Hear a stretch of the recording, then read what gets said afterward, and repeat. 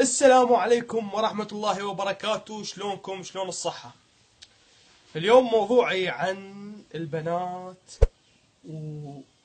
وكاتلات نفسهن على الزواج. يعني ما ادري ليش البنت يعني عبالها راح يجيها فارس احلام، يعني هي عقلها يعود الى سنة ال 12 سنة، يعني تقريبا شايفة فيلم سندريلا او فد فيلم بفارس الاحلام يجيها على خيل يركض وراح ياخذها ويطير. هي ما تدري الخيل هذا راح يوقعها ويضربها 100 نعال.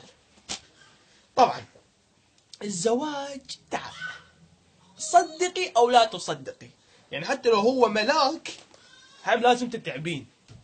يعني وين انت قاعده ببيتكم ولازم الموبايل ومرتاحه وخاله رجل على رجل، وتروحين تتزوجين للخدمه، تخدمين هناك تصيرين خدامه، كنس، مسح، تنظيف.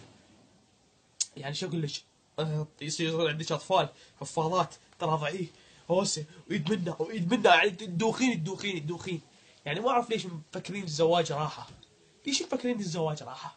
على قولة سامر الرسام، خليني اشغل لكم اياها. لا تصدقن يا بنات ان الزواج راحه،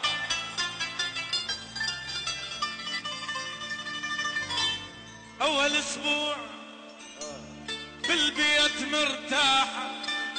لا تصدقن يا بنات ان الزواج راحه، اول اسبوع بالبيت مرتاحه، وثاني اسبوع سكر وتفاحه، وثالث اسبوع بالقاع مساحه، ورابع اسبوع ويا العم رداحه.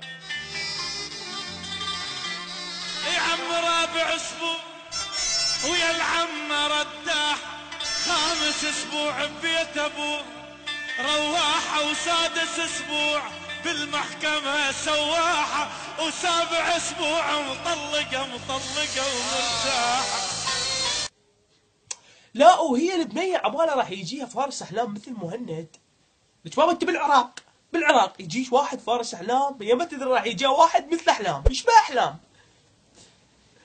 يعني حتى جسمك يخرب بالزواج. يعني انت رشيقه مثلا تتزوجين على رشاقه، من تتزوجين وتجيبين وتخلفين تصيرين هيك هلمتنك، تصيرين يصير كرشك هيك، كرش الصاعد اللي هنا. يعني ما كنتي تفتحين انستغرام، هسه تروحين تفتحين جدوره من تتزوجين، جدر تفتحين، طبخين تسوين. للاسف.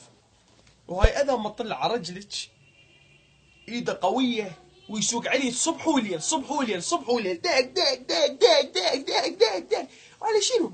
تجابرك بابا، انت قاعده ببيتك مرتاحه معززه مكرمه، ابوك يصرف عليك. اكو احسن من هالعيشه؟